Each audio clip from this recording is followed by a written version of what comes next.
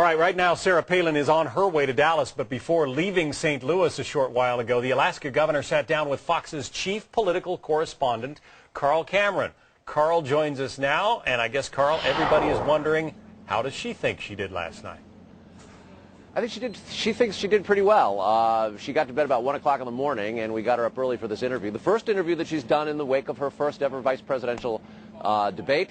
The exclusive Palin take on her performance, not just last night, but also for the first month of her candidacy. There's been some rocky points. There was an awful lot of expectation yesterday that will she or won't she be able to live down what some of her critics said were weak performances in her interview, particularly with Couric.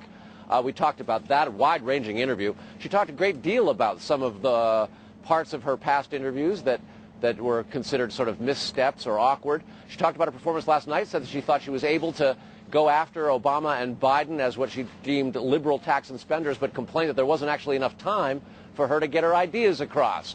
Whether or not she's been getting her ideas across adequately in her interviews and her press appearances was one of the questions I asked her, and she did not mince any words about some of the mistakes that she's made and some of the mistakes that she thinks we in the media and Couric specifically have made. Here's a little bit of it.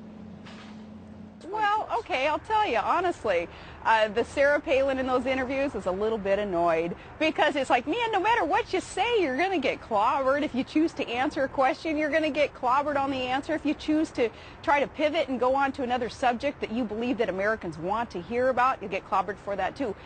But in those Couric interviews, I did feel that there were a lot of things that she was missing in terms of an opportunity to ask what a VP candidate stands for, what the values are represented in our ticket. I wanted to talk about Barack Obama increasing taxes, which will lead to killing jobs. I wanted to talk about his proposal to increase government spending by another $1 trillion. Some of his comments that he's made about the war that I think may, in my world, disqualify someone from consideration as the next commander-in-chief. Some of the comments that he's made about Afghanistan, what we're doing there, supposedly just air raiding villages and killing civilians. That's reckless, and I wanted to talk about things like that. So I guess I have to apologize for being a bit annoyed, but that's also an indication of being outside of that Washington elite, outside of the media elite also, and just wanted to talk to Americans without the filter and let them know what we stand for.